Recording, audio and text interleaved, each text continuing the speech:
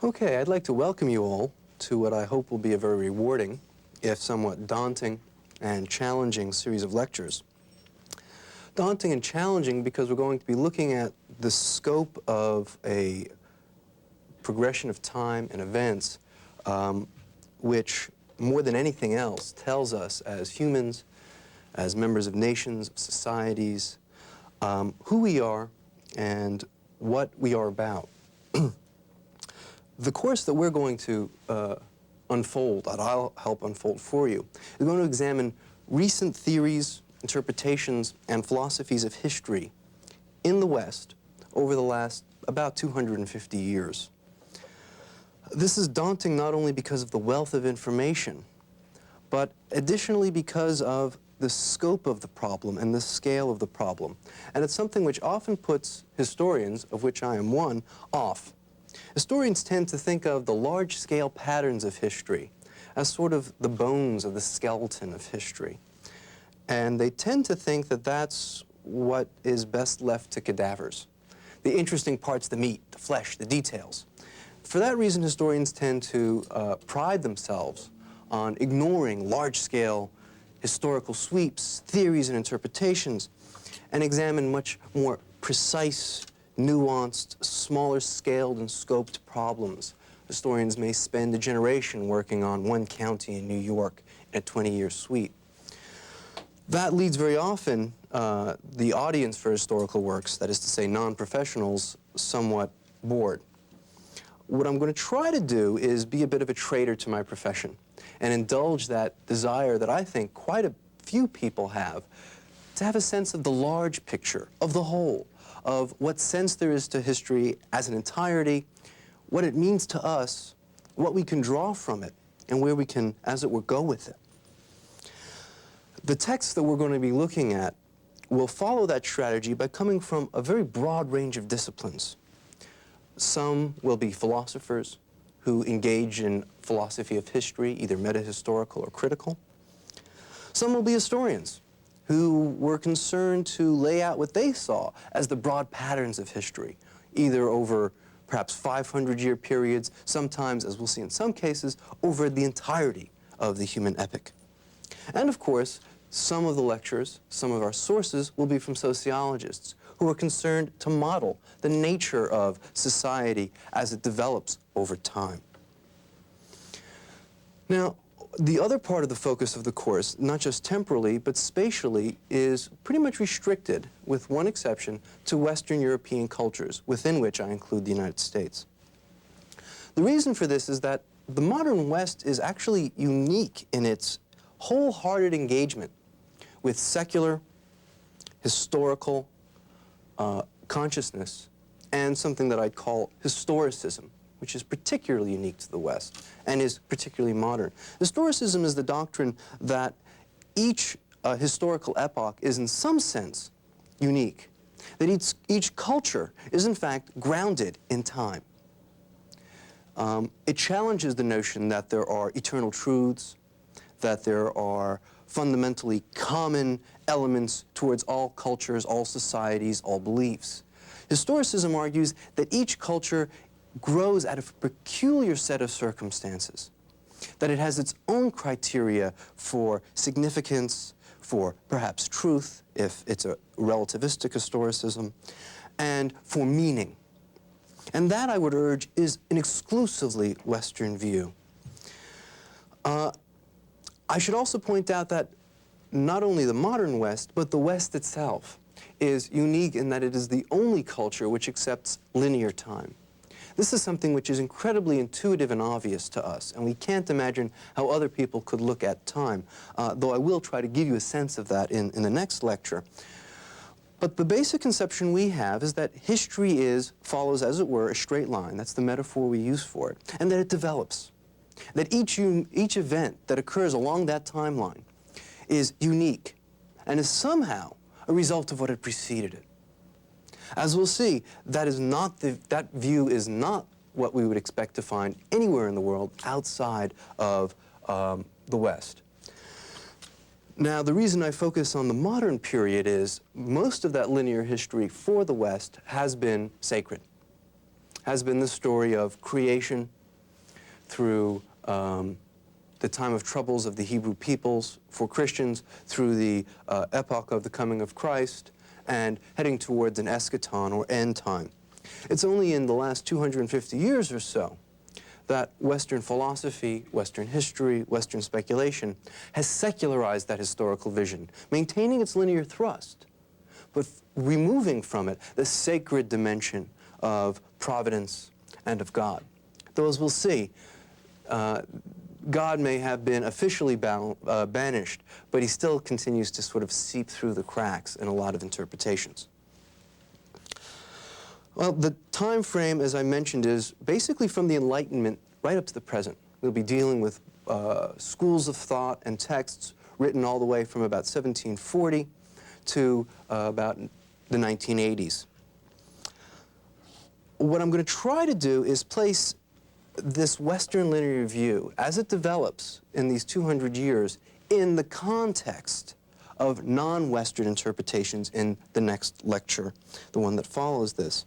That will afford us a broader perspective on the issues involved so that we can see what exactly hangs on a belief in linear history. I would reiterate one more time, there is no culture that defines itself in terms of its own past to the same extent as that of the West. No nation sees itself as a nation to the extent, as a result of its historical legacies and its actions as Americans, Englishmen, Frenchmen. In fact, no one developed nationalism until it began to adopt Western linear thinking about time. Not only do we, as it were, engage history more, no culture feels the burden of history more than we do. It's hard to imagine, let us suggest, Muslims in the north of India feeling guilt over the activity of their ancestors 500 years ago. Yet it's not hard to imagine Americans feeling guilt over the legacy of, say, slavery or the treatment of Native Americans. It's not hard, in fact, it's very palpable to imagine the guilt Europeans feel about the Judaicide about 40 or 50 years ago, about the various world wars fought. So we not only engage history, we feel it as a burden, much more than any other culture. I want to turn now to the range of problems that we're going to be addressing in this course. To sort of give you a rough sort of sense of what the issues are we're going to be covering, so you can sort of check them off as we get to them. I begin with a distinction in the word history itself, which can be used in one of two senses. On the one hand, obviously it refers to the human past. We talk about the history of man, the history of the United States. And in that case, the reference is quite obvious. It's events that have occurred. On the other hand, it also refers to a discipline, right? There are history departments instead of nature departments. Physics studies nature, history studies history. It not only refers to a discipline, it refers to a set of accounts, a set of texts, a set of works which are interpretations, reconstructions, representations of those events. That distinction informs much of the development of the range of problems that we're going to be discussing. And in fact, that distinction dominates quite a bit of the rumination about the meaning of history and the nature of the historical discipline. Specifically, we're going to address three different sets of issues: substantive issues, critical issues, and pragmatic issues. Now, substantive issues are issues that deal with the nature of the historical process as a whole. It raises the most obvious question which the layman brings to history. What's its meaning? What's the meaning of history? What's the point? Now, again, I want to draw some distinctions. There are three senses of meaning. This point was brought to me once by a philosopher at Columbia, Sidney Morgenbest, who I went to speak about metahistorical issues. And I was talking about the meaning of an historical account, and he said, "What do you mean by meaning?" Which was a curious question, but the point came through to me. There really are three different senses with which we use the term meaning. One is semantic. There are sentences on a piece of paper. When you want to know the meaning of them, you want to know how could you rephrase those sentences and capture what's trying to be communicated in them. If I was to speak to you in French and say, j'ai faim, and you were to ask, what's the meaning of that? You're asking for a translation, that I'm hungry. That's one sense. We'll call that the semantic sense. There's another sense, however, of meaning which is intentional. In other words, if I ask, what's the meaning of your coming in here late to one of my students when they show up to a class late? What I'm asking is, what excuse do you have? Or what was your intention? What was your goal? It's a very different sense. It's not semantic content, but purposeful action. And then, of course, there's another sense of meaning. And that is the sense in which we ask, what is the meaning of a story? And I would say the best examples here are Aesop's fables, at the end of which we're told a story, which we can think of as a model of a history, at the end of which we are told the meaning. And that meaning is always the moral. The moral of the story is. History, it might be claimed, has all three sorts of meaning. Our history accounts certainly have semantic content. And one of the things we'll try to examine is what exactly is the reference of statements we make about the past? And how do we know whether they can, in fact, be true? Are they, in fact, empirically meaningful, or are they just conjecture? Can they be objectively true, or are they just relative to our prejudices? Intentionally, history has a meaning as well. Very often we're intensely concerned about what someone had in mind when they did an act. Did Thomas Jefferson really fight for the freedom of man, or was that document he wrote just an excuse to sort of rationalize away a self-interested split with the British Empire and gain French support? And finally, as for the moral fable, that is, I would argue, the most profound sense of meaning we can aspire to in history. What can we draw from it? What are the lessons? What moral does it teach us about ourselves, who we are, where we've come from, and what we might like to be? And these, of course, are the critical questions of substantive philosophy of history. What, if any, is the meaning of history? And by the way, let's point out a possibility. It may not have meaning, at least in that last sense. Fables have a moral to them. Is history a fable? Sentences have a semantic content. Is history a series of sentences? Another question of substantive philosophy of history is, where is history headed? Can we see from the past secular trends which point us towards likely outcomes in the future? And finally, why has it taken the course it has? Has it been capricious? Is it just chance, accident? Was it the wind blowing one particular way on one day, and as Stephen Jay Gould has argued, in Africa, that produced consciousness?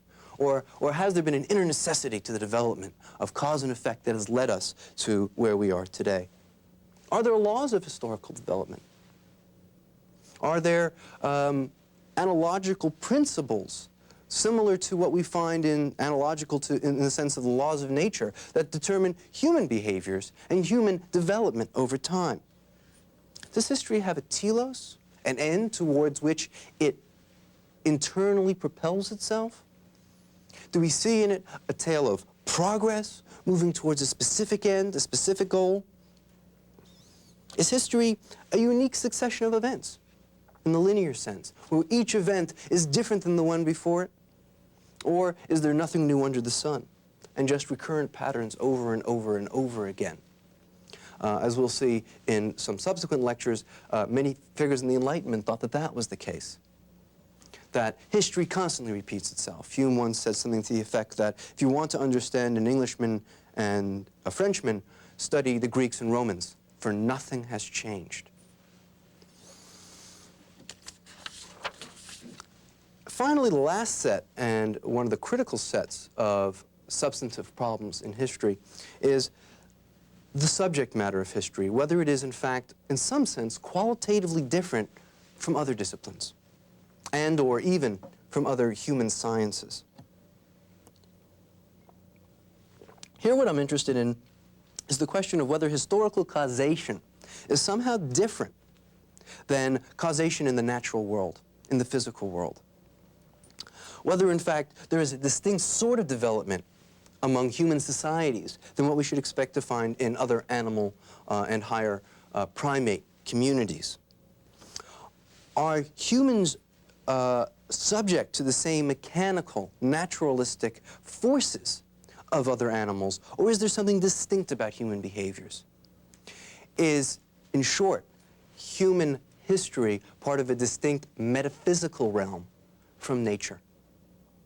Is history the site in which we can find freedom, dignity, and purpose? Okay, those are the substantive issues. The critical issues are generally epistemological and often address the form of historical inquiry and exposition. That is to say, we examine on the one hand the way with which scholars approach evidence, the way with which they prefigure their historical range of events, the sorts of things they select out for significance, for importance. And at the same time, we also have an interest in how do they reconstruct those events? How do they model them? Is it narrative prose? Is it social scientific statistics, laws, hypotheses, theories, interpretations? And as we'll see, there is a whole range of issues to be addressed there. Is history an art, or is history a science? What separates history from literature and history from mere journalistic chronicle? These, of course, will be crucial issues in the critical study of history. Does history give us knowledge? Does history give us explanations of events or just descriptions of them? Are historical accounts necessarily narrative, or might they take other forms? Is the evidential relationship even crucial? One of the interesting developments in recent historiography is a fellow by the name of Simon Schama, who has, to some extent, sprouted his wings and flown free of evidence, put in evidence where it wasn't there, knowing fully well that it makes for a better story, and he thinks, and perhaps is right, gets closer to the truth. And that, of course, raises the question, what's the relationship between the past, on the one hand, historical evidence on the other, and if I could pick a third hand, I'd put accounts of the past in it. In other words, what is the relation between the various historical accounts we have on the one hand and the interpretive strategies which underlie them? What's the relationship between a Marxist history, a liberal history, and a Hegelian history? Are they three facets of the same reality? Or are they three different models, one of which is true, all of which are true, or none of which are true? How important is evidence? How important are other accounts, informing the way we think about history and allowing us, or perhaps forcing us, to focus on some elements, perhaps ignore others? Does that lead to distortion? Is it possible to give a complete and coherent account of everything that's happened? And that, of course, comes to the question of objectivity. Can history be objective? Is it possible to have an impartial and relatively scientific understanding of what has happened? Or are we limited to a relative knowledge, a knowledge which might be perhaps relative to our prejudices, relative to our historical perspective, relative to our own goals, desires, needs, perhaps even relative to our own evidence, to our own limited amount of access to the direct historical record?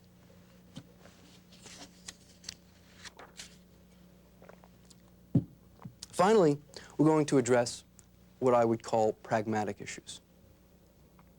Pragmatic in the sense of practical. These are questions that get at our deepest assumptions and desires when we engage with history. Why do we study history? What's the point? What do we hope to learn from it? Is history the principal form of human self-knowledge? Is that the best way to understand who we are? Or is history perhaps a mistaken way of doing that, a way which leads to undesirable consequences?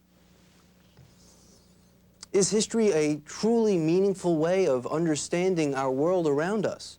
Or is it a tale full of sound and fury signifying nothing? Is our historical self-awareness truly beneficial? Are we best off knowing how we got to be here and defining ourselves in terms of our historical pasts?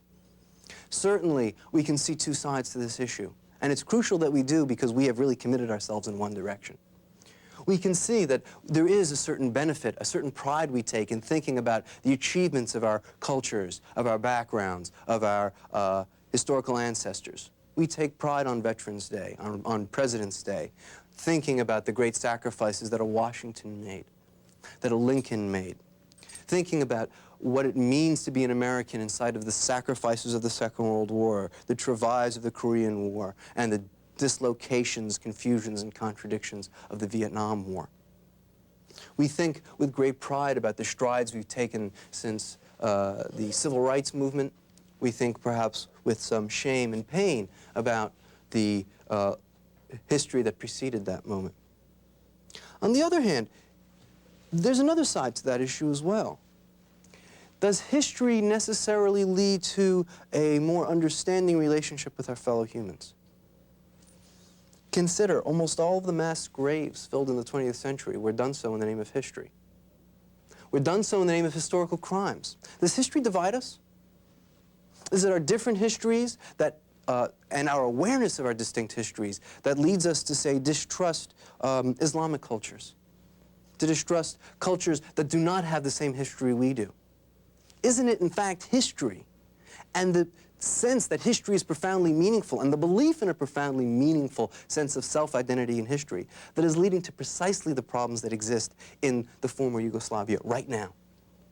Are they not fighting something that happened basically about 600 years ago? And if so, how beneficial is it really to have historical self-awareness?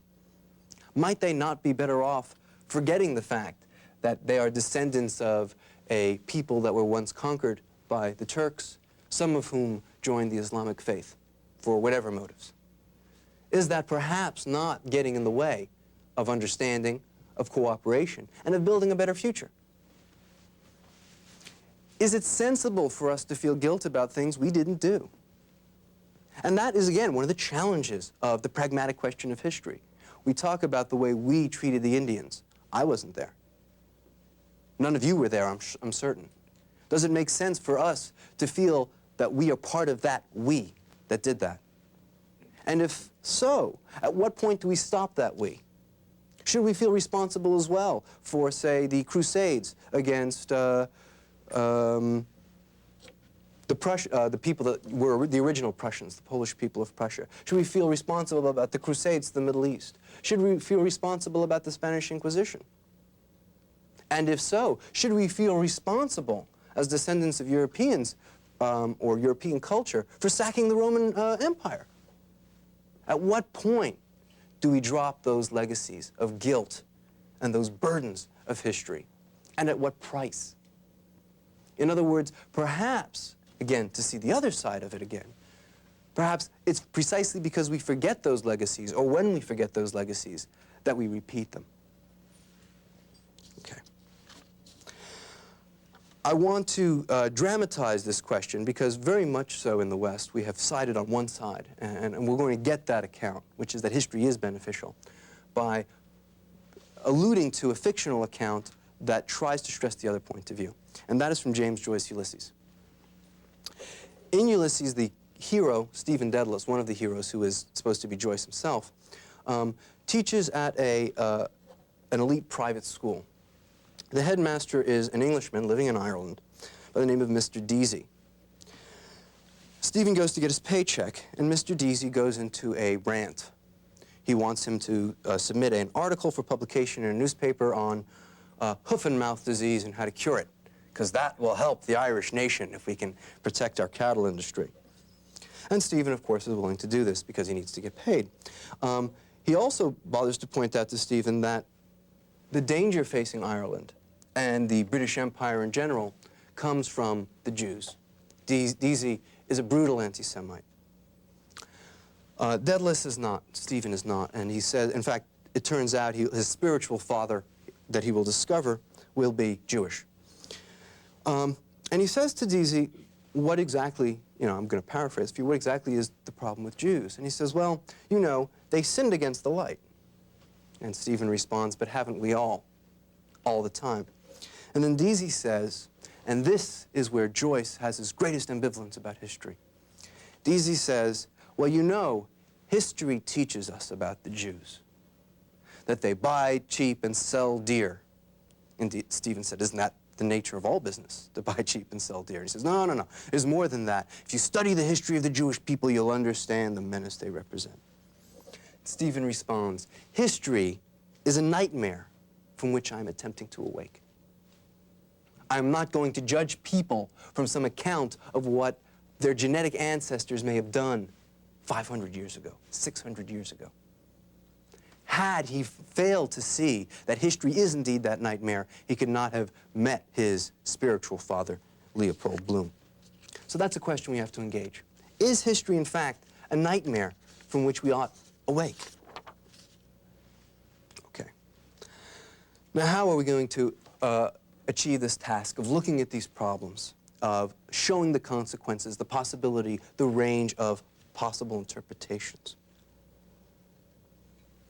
Well, the way we're going to do it is by looking at and engaging several pivotal texts. And we're going to do this in both a philosophical and historical way. When I say philosophically, that means I'm going to try to rationally reconstruct the arguments of each of the texts that we're going to examine. The texts that we're going to examine cover the course of the major schools of thought on the philosophy, theories, and interpretations of history, beginning with Iliad's Cosmos and History, which will give us a background on alternative conceptions about time. We have 2 lectures on the Enlightenment, one on the early Enlightenment sense of materialism or naturalism, its propensity to search for the laws of history, the ultimate patterns. And then the High Enlightenment, with its almost romantic cult of progress, its belief in human perfectibility, its belief that history is a constant growth of human rationality, potentiality, and freedom. We will then look at the birth of idealism in perhaps the greatest philosopher of history, G.W.F. Hegel, and his masterful philosophy of history. We'll examine Marx's historical materialism, and then turn to pragmatic questions with Nietzsche's profound advantage and disadvantage of history for life, something which raises issues and characterizes different modes of historiography in accord with a very Darwinistic biological interpretation of the human situation. We'll look at sociologists like Weber and the School of Historical Sociology, which has had a profound effect on the way we think about and interpret the past. We'll look at world historical speculation, a process that began in the early 20th century, really after the First World War, after the cataclysm, universal cataclysm of that war, and its greatest representative, that of Toynbee. We'll look at 20th century neo-idealism in a philosopher-historian by the name of Robin Collingwood, who represents a school that was quite large and has had a profound impact on the way history is written. We'll examine critical history, both in its early logical positivist phase in the first half of the century, then its analytic phase in the second half. We'll look at social history and structuralism, particularly from the Annales school, and then the movement that follows that, post-structuralism. Then, of course, we'll turn to a revisitation of the naturalist or materialist interpretation of history with William McNeill. And then finally, a conclusion which both sums up and suggests what are the crucial divides in this literature. These texts that I've mentioned come from a broad variety of sources: sociology, history, philosophy. And what we're going to do with the text is try to cull from them central issues which we can analyze and place in their historical perspective. I point out not all of those issues were the major fish the author wanted to fry. Quite often, the author had something else in mind, and this was just, perhaps, in the case of McNeill, his naturalism was a way of getting at, as we'll see, epidemiological problems. But it's the naturalism that concerns us, and that we're going to develop as much as we possibly can. So to some extent, we're going to use, like historians, we're going to use texts as sources rather than authorities. And we're going to extract from them that which we are interested in. And that in itself is an example of historical interpretation, of taking some set of documents and using it in the way that we think exemplifies an historical moment. Each of the texts is meant to be an exemplification of a particular school of thought. It's chosen because it's either the most accessible, the most readable, or stresses that school of thought in its most stark possible contrasts. But you'll note as well the lectures are displayed not only in a sort of philosophical dialogue, but also in an historical order and a chronological order. And they display the development of the principal schools of thought about history in this period.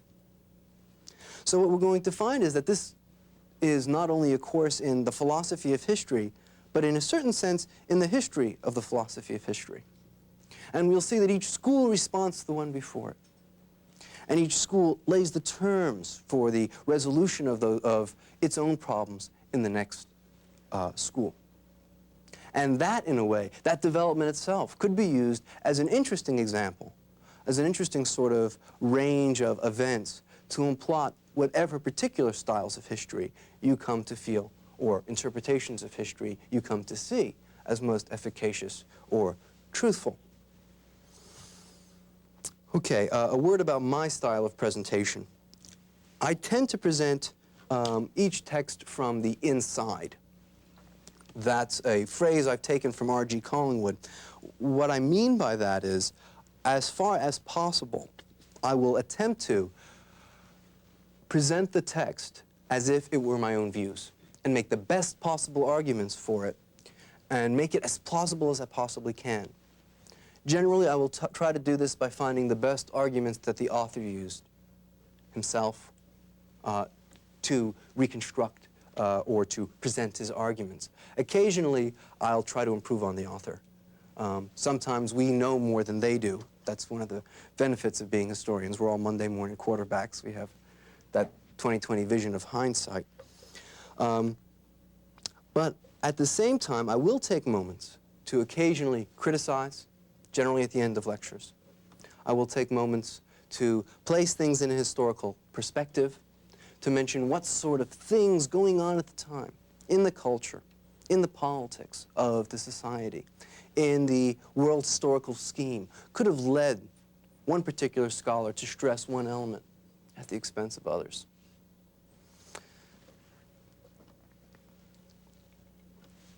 The last thing I would urge that you be aware of is that many of these texts are by historians, and even the ones by philosophers of history draw on a wealth of historical data about the past, which I can't expect any audience to know.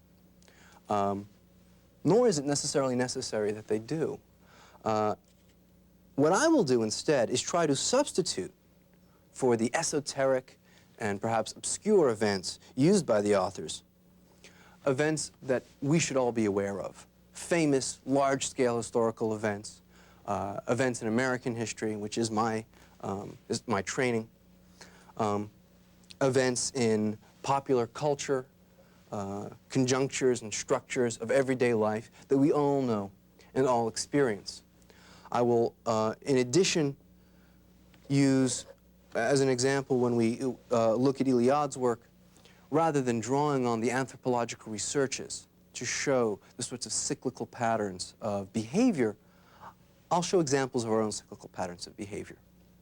Rather than with Vico stressing the various developments of law within the Roman Empire, which is his paradigm case, I will attempt to give you a very brief encapsulation of it, sum up its significance, and compare it to events which we all know. So part of our project, then, is philosophical, that of rational reconstruction. Part of it is historical, where we place things in their historical contexts to see where they've come from and where they're headed. And part of it will be, of course, anecdotal and structural. In other words, showing analogies, resemblances between one historical moment and another, between explicating some development in, say, primitive rituals of the New Year. We may illustrate the primitive mentality about the New Year by looking at our own practices of New Year's, our own liturgical calendars of rites and rituals. Finally, I want to return to the overall significance of the course and its open-endedness. And I think this is important. Certainly, we do, in fact, characterize ourselves in terms of our pasts. We do this not only at a social level, but at a national level and at a species level, right? It matters profoundly to many people whether we are, in fact, descended from primates or are an original creation, when we descended, how we descended. But it's not only a social, historical, species question. It's an individual question within which we use history. Consider how we gain self-understanding and explain ourselves. Let's say I have a strange propensity to do some sort of behavior. And you ask me, well, why do you do that? Think of the nature of the explanation I'm likely to give you. It'll probably be a story about something that happened to me. Well, I pace around a lot when I lecture, largely because I saw a great lecturer who influenced me many years ago, and he always paced with one hand in his pocket and the other hand out gesturing. And that's had a profound impact on me, and I always wanted to emulate that person. Now, that may seem like a trivial anecdote, because it is. At the same time, think of what happens when someone is troubled by a traumatic experience. Someone has some sort of psychological dysfunction. They go to see a doctor, and what does the psychiatrist or psychologist do? They practice history.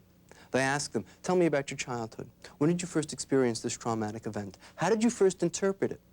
They'll unpack that history. They lay it out. And then they diagnose it.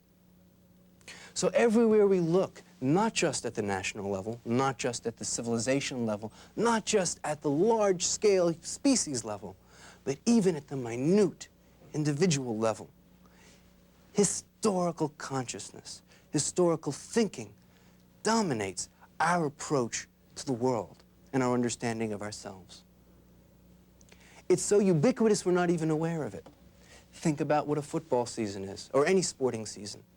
It's an historical event in which we keep records as to what has happened in the past. I mean, nowhere is this more dramatized, I feel, than in college football, where they poll which is the best team, which often has nothing to do with what they've done in the last 10 weeks. One can easily imagine a team that's played lousy in the first 5 weeks, and then in the last 5 weeks of the season, looks like the best team in football. Is that the best team? Does that team get to play for the national championship? It's a function of how much we stress history. Any place where wins and losses get you in to a playoff structure stresses history, is historicist, engages us towards our past.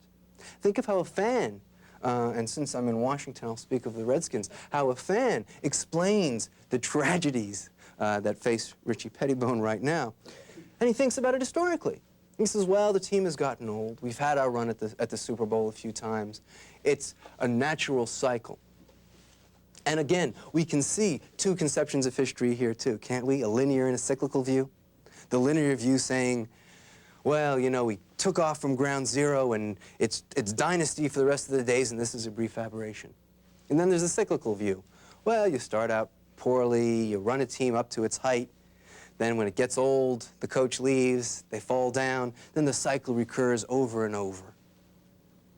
Not only are these different interpretations of the past, they give the fan a different way of feeling about the past, feeling about the team. If it's a story of rocket ascent and you go through 2 lean years, it can cause despair. On the other hand, if the ascent comes back, there's nothing like that sort of fan high, that excitement, that exhilaration.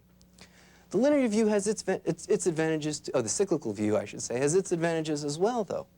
When you're in the downtime and you're told, well, look, all teams go through a downtime. The Cowboys had theirs, the Giants had theirs. That downtime is less painful because you know as well that the high will return, that the victory will return again. But that, too, turns out to be not as exalted, precisely because you know that that, too, will come to an end. So history, in everything we do, permeates our thinking. And it is important for us to see, first of all, whether that's a healthy thing, whether that's something we want to continue to engage in and persist in. It's also something we want to ask, if we are going to engage in and persist in it, do we want to do it globally? Do we want to continue to think historically about all things at all times? Is there a space from which we must escape history, perhaps? And then finally, when we do engage history, do we want to engage history from any one perspective? And if so, which? What are the advantages from seeing history from one particular point of view? That point of view being linear, cyclical, idealist, naturalist, structuralist, event-driven. And of course, the question of, is any one of those views necessary to account for all of our history? Might we not take an eclectic view? Might we not perhaps say, I want to look at this event, say football teams, because my team's not doing very well now, in a cyclical way. And I want to look at political history in a linear way. And I want to look at cultural development in an idealist way. But I want to look at economic development in a materialist or naturalistic way. So, in that sense, there are options open to us. And it's with that thought, that possibility, that I want to leave you today. What I hope to do in this course is, in a way, present you with a series of resources in thinking about history. And not just history in the grand sense, not just national history, not just Western history and civilized history, but even your own personal histories. I want to arm you with a set of theories, interpretations, techniques, ways of thinking about, visions of the past, whether your own, someone else's, or some larger structure. And once you've seen, or as I like to say in the smorgasbord analogy, once you've tasted everything at the table, you'll be able to form a judgment about what you like, what works for you and what doesn't. And then take that and apply it wherever you need to in life. Be able to then, when events happen in your own life, or in the newspapers, or anywhere, be able to place it in a perspective which gives meaning for you, and give you the choice of giving it just as much meaning as you think is necessary. In other words, I'm going to try and give you a relatively value-neutral interpretation of each of the various schools of history, of each of the interpretations of history, and will at the end try to make a profoundly fair, even-handed case for what I consider the two major ways of looking at the human past in any sort of scope or scale. And then, once you're armed with that, you're in a position to make those choices, to make those decisions, and to use that history in such a way as to make your own history meaningful, pleasant, and at least bearable.